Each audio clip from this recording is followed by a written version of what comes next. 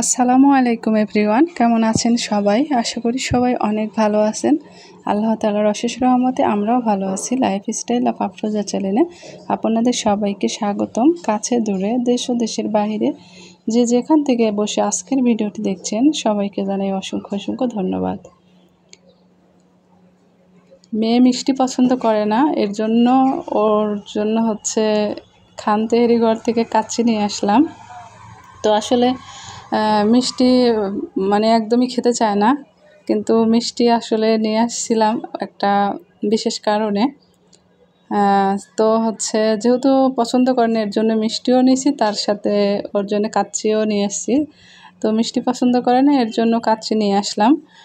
আর এদিকে দেখতে পাচ্ছেন কিছু ঝাঁকা নিয়েছিলাম আরএফএলের, প্লাস্টিকের আর কি। তো সেগুলো একটু আপনাদেরকে দেখাচ্ছি। আমি এগুলো কিনতে গিয়ে তারপরে এগুলোর পাশাপাশি এগুলো একটু নিই, দরকার ছিল আর কি, সেজন্য একটু আপনাদের সঙ্গে শেয়ার করে নিলাম। এই তো একটা ফল রাখা ঝাঁকা নিয়েছি। তারপরে তো বাদ বাকি আরও সব দেখতে পাচ্ছেন, সবজি কেটে রাখা যাবে, তারপরে চাল ধোয়াও যাবে। তো যাই হোক, কাজে যে কোনো জিনিস কিনলে সেটা কিন্তু কাজে লাগেই। তো এদিকে নিয়ে এসে তো এটা আসলে রাত্রের ভিডিও, এটা শুক্রবারের বিকেলে গেছিলাম, আর রাত্রে আর কি ভিডিওটা করেছিলাম, শুক্রবারের ভিডিও আর কি এটা।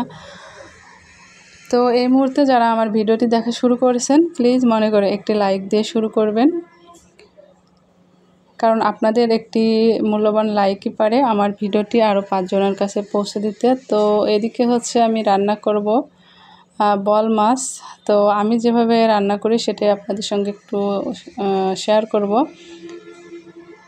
তো বল মাছের রেসিপিটা করার জন্য এদিকে আমি বল মাছটা কষিয়ে রান্না করব। তো একটু আলু ভেজে নিচ্ছিলাম, আলুটাও দিব। যেহেতু কষিয়ে রান্না করব, সেক্ষেত্রে আলুটা আমি ভেজে একদম ভাজতে ভাজতে যেন সিদ্ধ হয়ে যায় এরকমভাবে ভেজে নেব, কারণ মাছটা যেহেতু ভাজবো না, কষিয়ে রান্না করব, সেই জন্য আমি আলুটাকে ভালোভাবে কষিয়ে নিচ্ছি।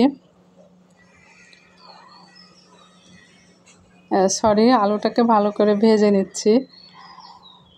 আসলে অনেক সময় কথা বলতে বলতে কিন্তু এরকম ভুল হয়ে যায় কথার মধ্যে, অন্য একটা কোনো যদি সাইড আউট কোনো একটা মাথায় যদি কোনো কিছু চলে আসে, তখন কিন্তু এই কথা ভুল হয়ে যায়। আর যেহেতু আমি বারবারই বলতেছিলাম যে বল মাছ কষিয়ে রান্না করব, সেই ক্ষেত্রে কিন্তু কথাটা চলে আসছে যে আলুটা কষিয়ে নেব আর কি এরকম। যাই হোক, আমার আলুটা ভাজা কিন্তু হয়ে গেছে। আর এদিকে আমি তো আজকে কারেন্টের চুলাতে রান্নাটা করব। এদিকে একটা প্যান বসিয়ে দিয়েছি, প্যানটা গরম হয়ে আসলে আমি কিছু জিরে ফোড়ন আর পেঁয়াজ কুচি দিয়ে দিলাম। এরপরে আমি বাকি মশলাগুলো দিব। এখানে দিয়েছি রসুন পেঁয়াজের পেস্ট আর আদা জিরার পেস্ট। এরপরে সামান্য পরিমাণ একটু মরিচের গুঁড়ো দিয়েছি, আর হলুদের গুঁড়ো আর কাঁচামরিচ। কাঁচামরিচের পরিমাণটা আমি একটু বেশি রাখি, আর মরিচের গুঁড়োটা অল্প পরিমাণে দিই, সেটা একটু কালারের জন্য আর কি। আমি কাঁচামরিচের তরকারিটাই বেশি খাওয়া হয় আর কি।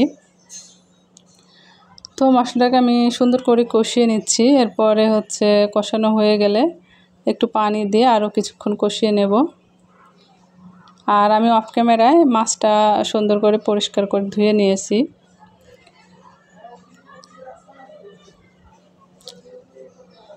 তো আমার চ্যানেলে যারা নতুন বন্ধু ভিজিট করেছেন, আপনারা অবশ্যই আমাকে একটু সময় দিবেন।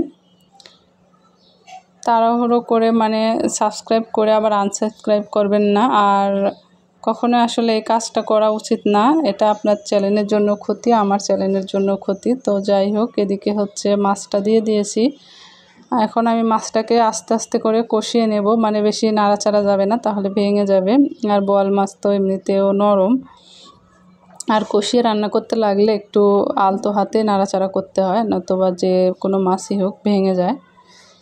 তো অনেকটা সময় নিয়ে মাছটাকে কষিয়ে নেব।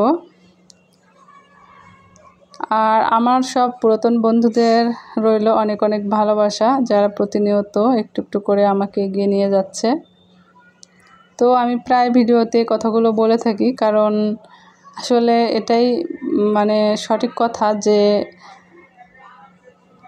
সবাই পাশে আছে বলেই একটু একটু করে এগিয়ে যাচ্ছি। হ্যাঁ, কষ্ট হচ্ছে, সময় লাগবে, যে কোনো কাজেই সময় লাগে, কারো একটু বেশি সময়, কারো একটু কম সময়, এই আর কি, কিন্তু কষ্ট তো করতেই হবে।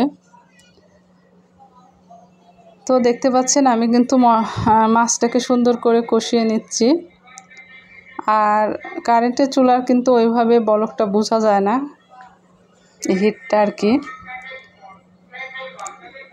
তো আমি একটু ঢেকে দিয়েই আর কি হচ্ছে কষিয়ে নিচ্ছিলাম।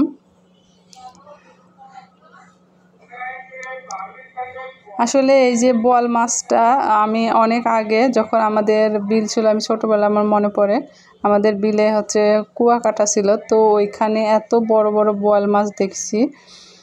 কিন্তু এখন হচ্ছে যে এখন তো পুকুর কেটে ফেলছে, তো এখন তো আর ওইভাবে মাছ মানে কিনা মাছ আর কি। তো এইভাবে রান্না করেছিলাম কষিয়ে, তো খুবই মানে মজা লেগেছিলো আর কি, এজন্যই বলছি। কিন্তু ওই বড় মাছগুলোর কথা মনে হচ্ছিলো যে বড় মাছ মনে হয় আরও বেশি মজা হয়। আর আসলে তবে একটা জিনিস যে বিলের মাছের মতনও মানে নদীর মাছের মতো হবে না এগুলো, হয়তো বা বলেছি যে এটা নদীর মাছ, আমি মানে যার কাছ থেকে কিনেছি সে মামাটা বলেছে যে নদীর মাছ। তো জানি না আসলে নদীর মাছ কিনা, তবে নদীর মাছের মতো মনে হয়, কারণ এখন তো সব বিল খাল নদী সব মানে পানি কম হয়ে যায়, এই সময় মাছগুলো বেশি পাওয়া যায় আর কি। তো খেতে অনেকটা মজাই হয়েছিল, খুব বড় সাইজ না, মিডিয়াম সাইজের মাছগুলো। তো আপনাদের সঙ্গে কথা বলতে বলতে আমি মাছটাকে কিন্তু অনেকক্ষণ সময় ধরে কষিয়ে নিয়েছি। এরপরে কিন্তু ওই যে ভেজে রাখা আলুগুলো দিয়ে দিয়েছি, আর আলুগুলো দিয়ে কিন্তু দেখতে পাচ্ছি আমি একদম আলতো হাতে নেড়েচেড়ে কষিয়ে নিচ্ছি মাছের সাথে। যেহেতু আলুটা আমার ভাজা অবস্থাতে সিদ্ধ হয়ে গেছে, এর জন্য বেশি সময় লাগবে না রান্নাটা করতে। আর আপনারা সবাই জানেন যে যত বেশি তরকারি মাছ মানে কষানো হয় তত বেশি কিন্তু তরকারির টেস্টটা বাড়ে।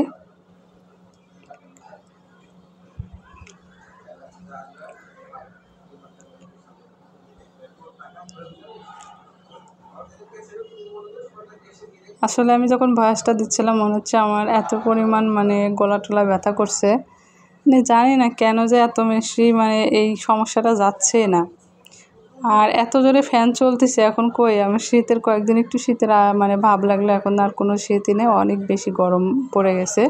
তো যাই হোক, আমার রান্নাটা কিন্তু হয়ে গেছে। আমি কিন্তু অনেকক্ষণ যাবৎ কষিয়ে নিয়ে একটু গরম পানি দিয়েছিলাম, সামান্য পরিমাণে একটু ঝোল রেখেছি, তবে এই ঝোলটা থাকে না, ঠান্ডা হওয়ার পরে কিন্তু ঝোলটা টেনে যাবে। তো সবাই ভালো থাকবেন, সুস্থ থাকবেন, আল্লাহ হাফেজ।